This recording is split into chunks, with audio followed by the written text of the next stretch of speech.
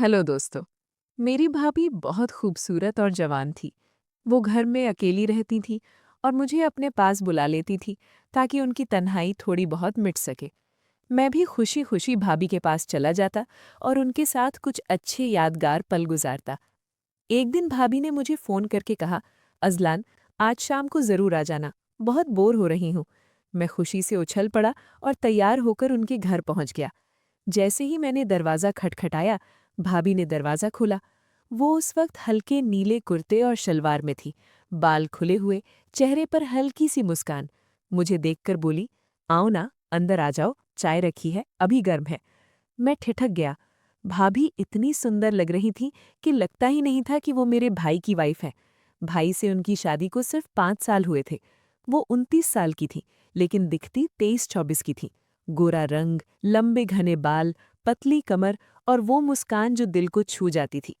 उस वक्त मैं अपने भाई के घर रहने आया था, क्योंकि मेरे मम्मी पापा दोनों 1 महीने के लिए लंदन अपने रिश्तेदारों के पास जा रहे थे।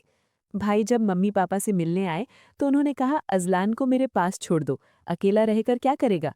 पापा ने कहा था, अब वो बड़ा हो गया है, अपना ख्याल रख सकता है। लेकिन भाई नहीं माने। मेरी खुशी का ठिकाना नहीं था। मेरे पास पुराने घर की चाबी थी, लेकिन मैं भाई के घर ही रहना चाहता था। भाभी को मैं बचपन से बहुत पसंद करता था। वो सिर्फ खूबसूरत नहीं, बल्कि मिजाज की भी बहुत मीठी थी। हंसती रहती, हर किसी को अपना बना लेती। भाई भाभी की जोड़ी सबको पसंद आती थी, लेकिन अभी तक उन्हें कोई औलाद नहीं हुई थी।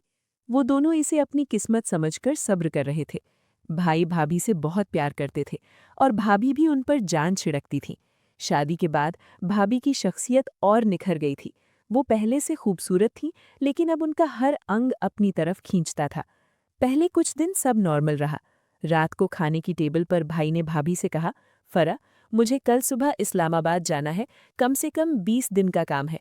अगर ज्यादा दिन होते तो तुम्हें साथ ले जाता, लेकिन अज़लान यहाँ है तो तुम अकेली नहीं रहोगी।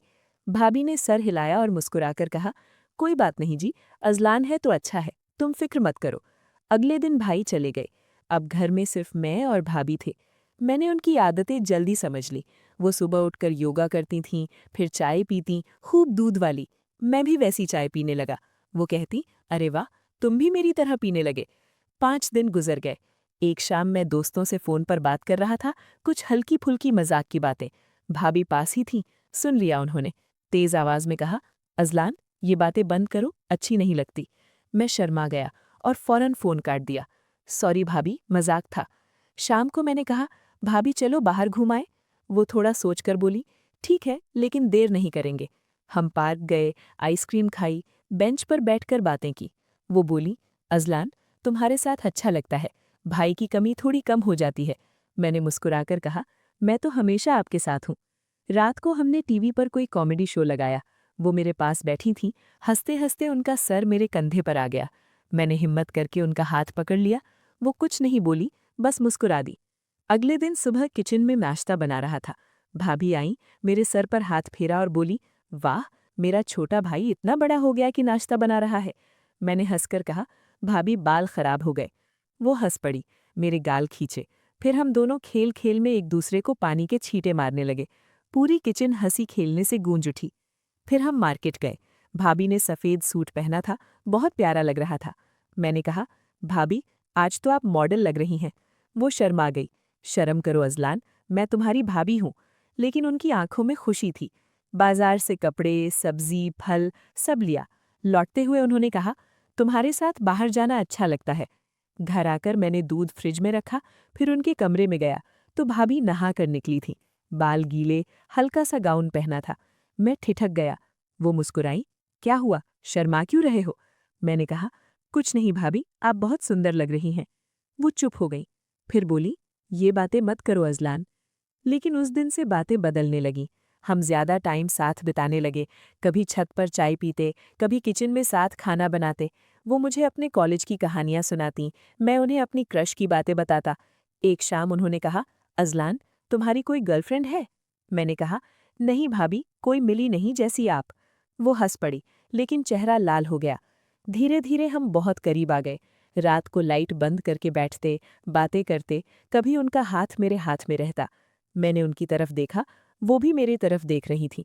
पल भर को लगा जैसे कुछ हो जाएगा, लेकिन तभी भाई का फ़ोन आ गया। वो उठी और अपने कमरे में चली गई। मैं वहाँ बैठा रह गया, दिल ज़ोरों से धड़क रहा था। उस रात मैं सो नहीं पाया, बार-बार सोचता रहा कि ये क्या हो रहा है। भाई का भरोसा तोड़ रहा हूँ मैं। भाभी भी अकेली हैं, लेकिन ये गलत है। मैं भाई को धोखा नहीं दे सकता। अगली सुबह भाभी फ्रेश होकर आईं। उनकी आंखें लाल थीं। उन्होंने कहा, अज़लान, कल रात वो गलत था। मैं बहुत अकेली हूँ, लेकिन ये सही नहीं। तुम मेरे छोटे भाई जैसे हो। मैंने सर झुकाकर कहा, भाभी, मुझे भी बहुत पछतावा हो रहा है। मैं भाई को धोखा नहीं दे सकता। हम दोनों रोने लगे। फिर फैसला किया भाई को बुला ले। मैंने फ़ोन किया, भाई भाभी ठीक नहीं है। भाई आए तो भाभी ने उनसे गले लगकर रोते हुए कहा, बहुत मिस कर रही थी जी, अकेलापन बर्दाश्त नहीं होता। भाई ने माफ़ी मांगी और कहा, अब ज़्यादा ट्रिप नहीं करूँगा। मैंने अंदर से भाई से माफ़ी मांगी। भाभी ने भी मुझे तन्हाई में बुलाकर कहा, अज़लान, मैं अपनी कमज़ोरी पर बहुत शर्मिंदा हूँ। तुम मेरे छोटे भाई हो, मैं तुम्हें गलत नज़र से नहीं देख सकती। उस दिन के बाद हम दोनों ने कभी इस तरह की बात नहीं की।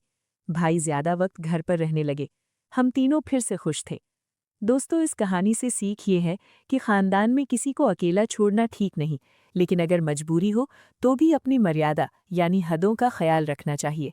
शैतान इंसान को बहकाता है, लेकिन सही और गलत के बीच फ़र्क समझना ज़रूरी है। मैं अपनी गलती पर बहुत शर्मिंदा हूँ।